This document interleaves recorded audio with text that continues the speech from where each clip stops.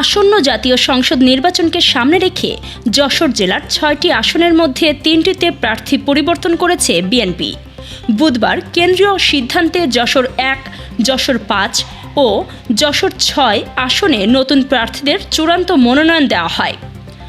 যশোর ৬ আসনে প্রাথমিক মনোনয়ন পাওয়া কাজী রওনকুল ইসলাম শ্রাবণের পরিবর্তে চূড়ান্ত প্রার্থী হিসেবে মনোনীত হয়েছেন বিএনপির কেন্দ্রীয় সদস্য ও উপজেলা সভাপতি আবুল হোসেন আজাদ।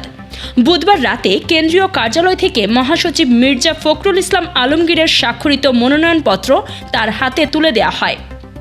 এ সিদ্ধান্তে আজাদপন্থীদের মধ্যে উৎসাহ দেখা গেলেও শ্রাবণপন্থীদের মধ্যে হতাশা তৈরি হয়েছে। তবে শ্রাবণ দলীয় সিদ্ধান্ত মেনে ধানের শীষের পক্ষে কাজ করার ঘোষণা দিয়েছেন। যশোর ১ আসনেও শেষ মুহূর্তে পরিবর্তন আসে। প্রাথমিকভাবে মনোনয়ন পাওয়া কেন্দ্রীয় বিএনপির সাবেক দপ্তর সম্পাদক মফিকুল হাসান তৃপ্তির পরিবর্তে চূড়ান্ত মনোনয়ন পান শার্শা উপজেলা বিএনপির সাধারণ সম্পাদক নুরুজ্জামান লিটন।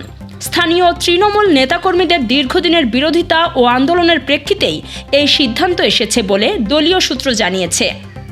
অন্যদিকে যশোর ৫ আসনে বিএনপির প্রার্থী হিসেবে মনোনয়ন দেওয়া হয়েছে জোটের শরিক দল জমিয়তে উলামায়ে ইসলামের সিনিয়র যুগ্ম মহাসচিব মুফতি রশিদ বিন ওয়াক্কাসকে।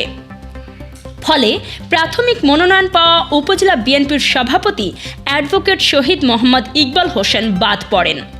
এ সিদ্ধান্তে মনিরামপুরে বিএনপির তৃণমূল নেতাকর্মীদের মধ্যে ব্যাপক হতাশা সৃষ্টি হয়েছে এবং সিদ্ধান্ত পুনর্বিবেচনার দাবিও উঠেছে। বিএনপি সূত্র জানায়, জোটগত রাজনৈতিক ও অতীত আন্দোলনের ভূমিকার বিবেচনায় এসব পরিবর্তন আনা হয়েছে। তবে কোথাও উচ্ছ্বাস, কোথাও অসন্তোষ। প্রার্থী পরিবর্তনের প্রভাব যশোরের রাজনীতিতে নতুন হিসাব নিকাশ তৈরি করেছে। কাজী সাইমা, রাত দিন নিউজ।